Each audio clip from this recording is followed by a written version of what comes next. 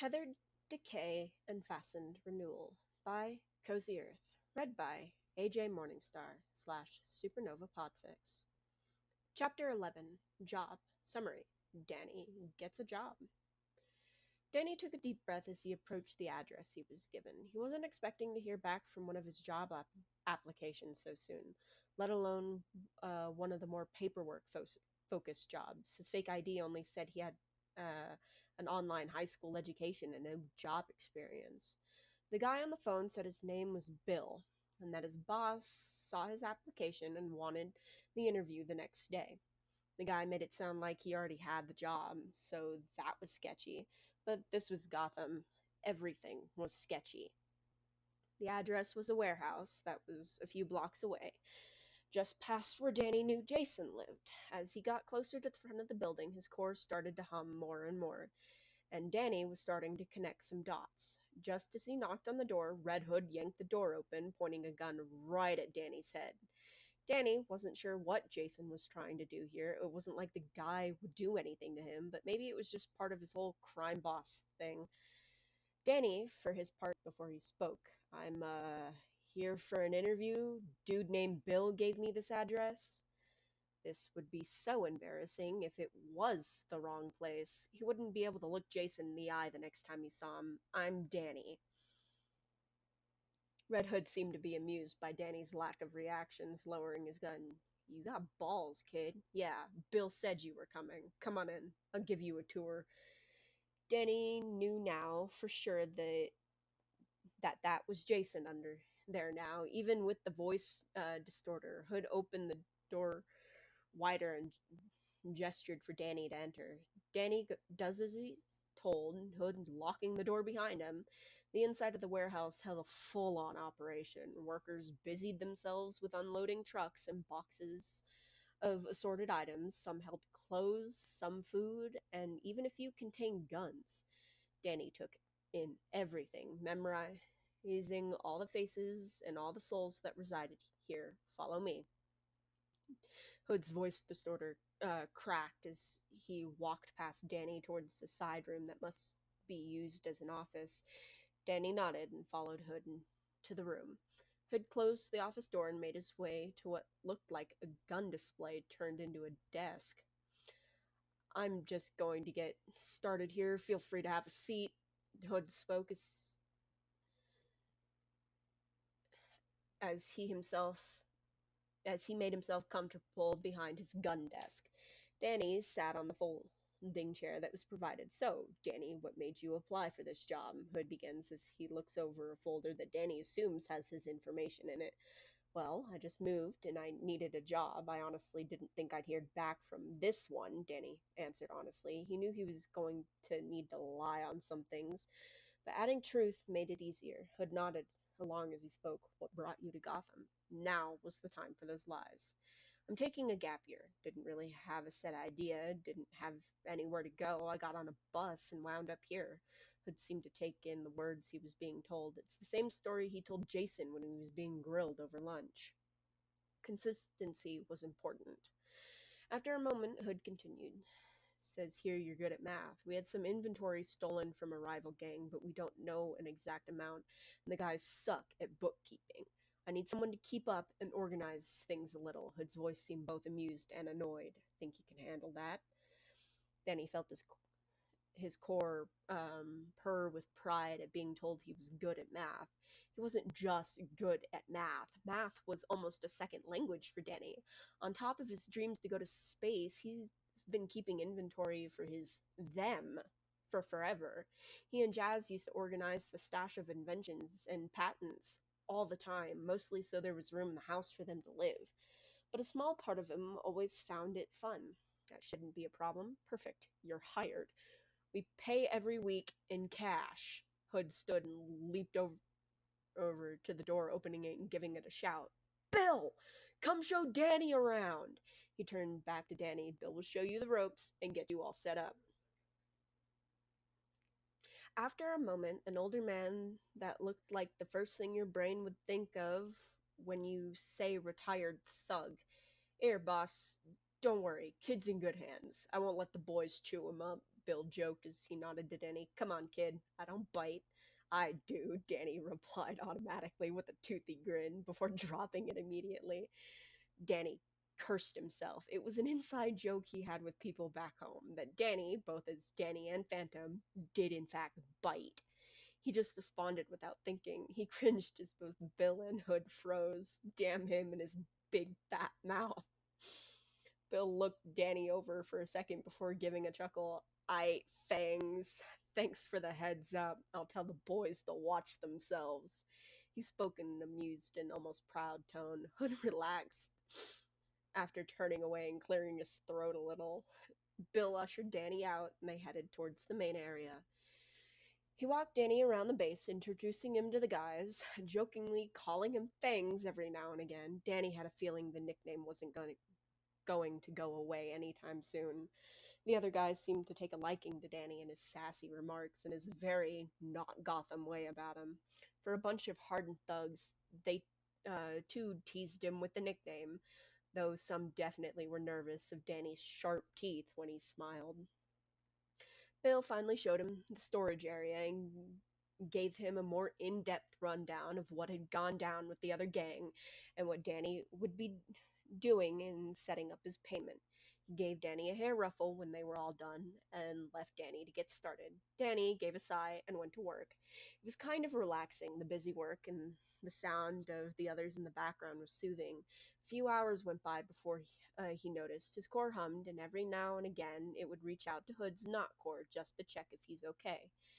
Danny didn't know what Hood's healing was like. Hood obviously could get hurt by human weapons, but he was at lunch the next day. Danny could regrow his leg back in a few minutes, so he really didn't know how Jason was actually doing. Danny shook his head and went back to what he was doing. When Danny got a better grasp of what was in the back, he made his way to the main area to start getting a rough idea of how much was coming in. He just needed to have a starting point, and it was just the first day. He'd come up with a plan later to divide and conquer. While Danny worked, the guys began to strike up some small talk, the usual stuff, nothing too deep since he was the new guy and they didn't trust him yet. But it was pleasant. As Danny watched them interact with one another, he noticed something. Everyone there had their own way of showing that they cared for each other, and even though he didn't know them that well, it made Danny respect Hood's men. This wasn't just a gang, it was a weird big family. Something about it made his core ache. After an hour or so, Hood joined the rest of them in the main room. He did the rounds, stopping and seeing how each station was doing before making his way to Danny. He gave Danny a nod and leaned against the wall next to him to watch everyone work as Danny wrote in his book. How's the bookkeeping going? Hood awkwardly asked after a few minutes of standing there. I think I have a rough draft plan on how to go about organizing and stocking, as well as a way to factor in replenishments. If you plan on doing a raid to get back the stolen inventory, I also assume that this isn't the only building you run operations through. I can simulate an assignment, but it won't be exact. If you let me inspect those as well, I can streamline the process for future inventory, Danny explained before mumbling to himself, focused on his work, or humming happily. Seems like I'll be in good hands from now on, Hood chuckled, unbothered by Danny's small ramble. Don't worry, big guy. I'll take good care of you, Danny replied, still engrossed in his work. Hood froze for a moment, clearing his throat before he responded. Seems like you have a plan. How about you call it a night? You only did come here for an interview. You've already done more than expected today. Hood pushed off the wall and walked closer to Danny, who finally was broken from his trance. I'll take you to the other bases tomorrow. Hood spoke lightly as he stuck out his hand. Here, let me see your phone. Call me if you need anything. You're one of mine now, and I look out for my people. Danny's core vibrated like it was going to burst. Mine, mine, mine, his, his. It screamed to nothing. Danny felt like he was moments away from freezing the whole building. Ancients, he wishes he could talk to Frostbite right now. Thankfully, Danny's face didn't react to his overstimulating core and gave a nod. Danny handed him his phone, curious. He already had Jason's number. Did he have a burner number for his Hood stuff? Probably. That seemed like a crime boss thing to do. Sure enough, he was handed back his phone with totally different contact in it. Hood walked Danny out the occasional bye fangs floating in the air as they made their way to the front. I'm never getting rid of that nickname, am I? Danny asked in defeat. Stick around long enough and they won't remember what your real name even is. That's how it works out here. Welcome to Crime Alley, Jason joked lightly. Yeah, yeah, yuck it up, big guy. See ya, Danny replied as he turned out the door to leave, missing Hood's reaction, already blocked by the now locked door. Danny stopped by a store to get a few more things to drop off at Jason's, leaving it at its destination with another note before making his way back to his apartment. He still had a lot he needed to figure out, but at least he wouldn't be broke anymore. Chapter 12. Dots. Summary. Jason connecting some dots.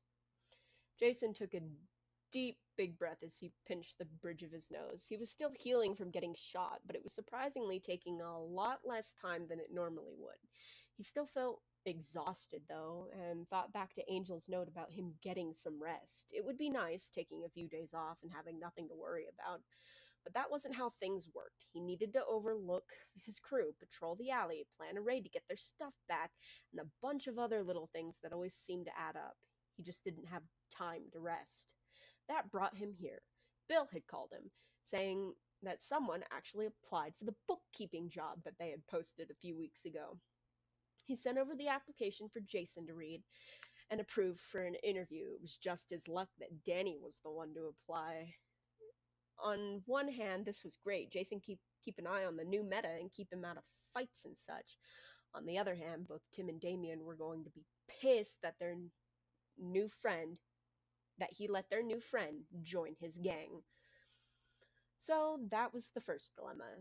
The second was the weird application Danny had sent in. It was suspicious, but he checked, and either Danny knows someone with some of the best hacking skills he's ever seen, or it was clean. In that case, it was just kind of sad. Danny Nightingale's record was sparse. Everything lined up with Danny's cover story. Smart kid, questionable parents. Lots of late starts and absences, teachers' concern of abuse, nothing really driving him in any direction, finished high school and just drifted.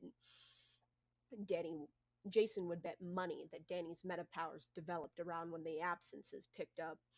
Danny clearly needed help, but his old home let him down, so he left. So, despite knowing that his brothers wouldn't be happy, he approved the application, giving Bill a call to set everything up. Now, he just had to wait. As it got closer to the time Danny was supposed to show up, Jason began to get fidgety. The pit started a low rumble that grew to a full roar as it got closer and closer to the time. He felt like he was on pins and needles.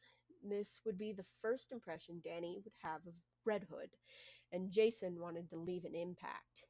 He didn't really know why it felt important, but he knew it was. A small part of Jason whispered that Danny would never be intimidated, but he pushed that down. After deciding what he was going to do, Jason waited by the main door. Just as he heard a knock on the door, Jason yanked the door open, pointing a gun right at Danny's head. It was an attempt to show off that Red Hood meant business. He had a reputation to uphold, after all. Danny just blinked before he spoke. I'm, here for an interview. Dude named Bill gave me this address.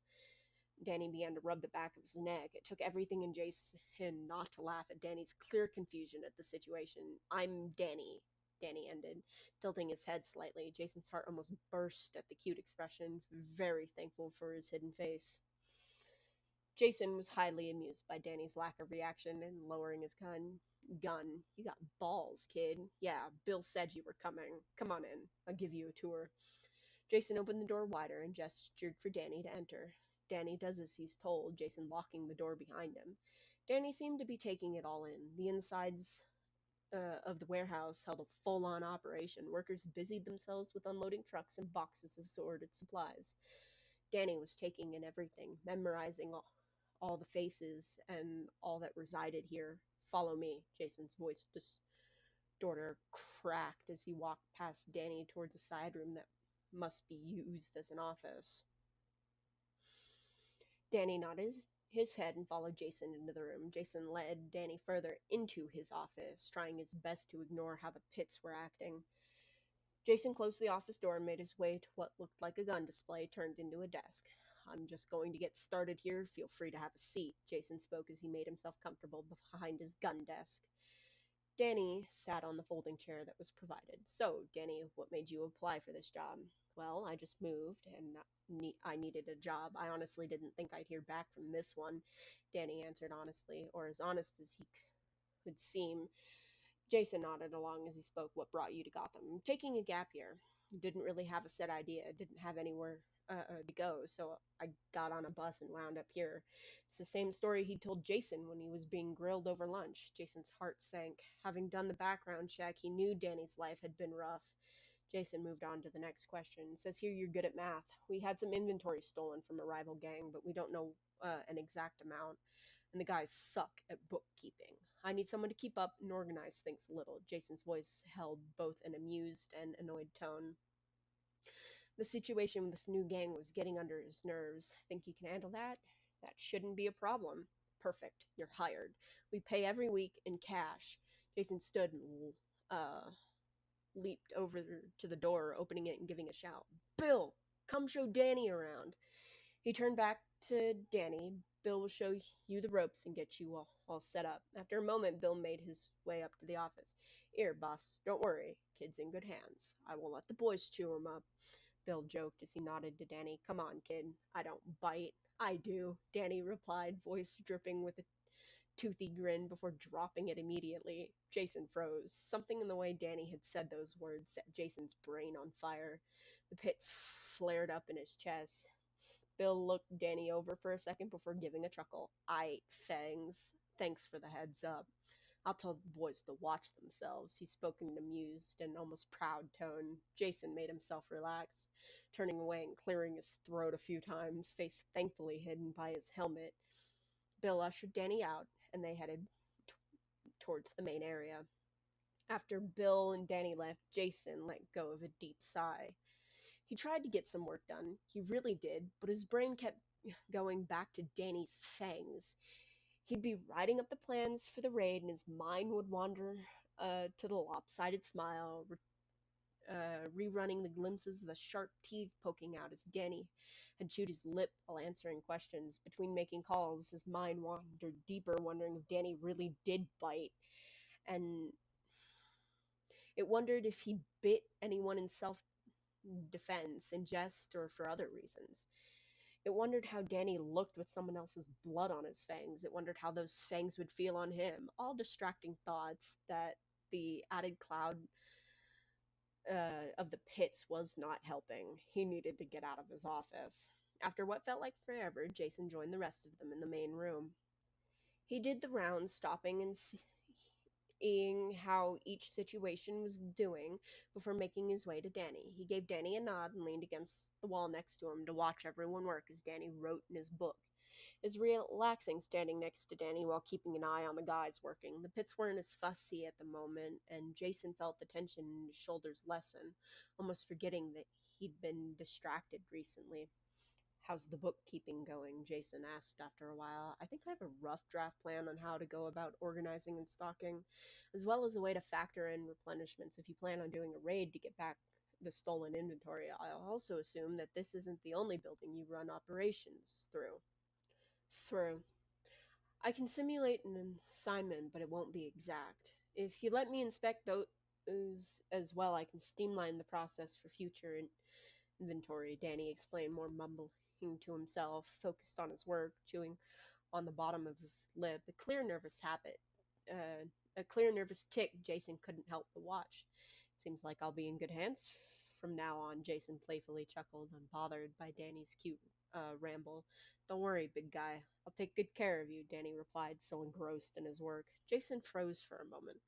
Aside from the explicit implications uh, that sentence could hold, something about Danny saying that nickname to him as Hood clicked in his brain. Jason reined himself in, clearing his throat before he responded. Seems like you have a plan. How about you call it a night? You did only come back here for an interview. You did only come here for an interview. You've already done more than expected today. Jason pushed off the wall and walked closer to Danny, who finally was broken from his trance. It could be a coincidence, but Jason knew somewhere he was probably right. "I'll take you to the other bases tomorrow," Jason spoke lightly as he stuck out his hand. It was a simple plan, but he had to be sure. "Here, let me see your phone. Call me if you need anything. You're one of mine now, and I look out for my people." Taking Danny's phone, Jason made sure to put a tracker on it. He was a bat after all. Danny took back his phone upon seeing the Red Hood contact. Um, had an amused look on his face, more proof of Jason's theory. Jason held together as he began to guide Danny to the front. Jason walked Danny out, the occasional fangs floating in the air as they made their way to the front. "I'm never getting rid of that nickname, and am I?" Danny asked in adorable defeat. "Stick around long enough and they won't remember what your real name even is. That's how it works around here. Welcome to Crime Alley," Jason joked lightly. Yeah, yuck it up, big guy. "See ya," Danny replied with a knowing grin. As he turned out the door to leave, he missed Jason's obvious reaction, already blocked by the now locked door. Something about the way Danny kept saying that nickname made Jason realize something. Danny was doing it on purpose. Jason waited a little while, then checked the tracker. Nail in the coffin, Danny was at his safe house. Jason now had to accept three things. Danny knew Jason was Red Hood.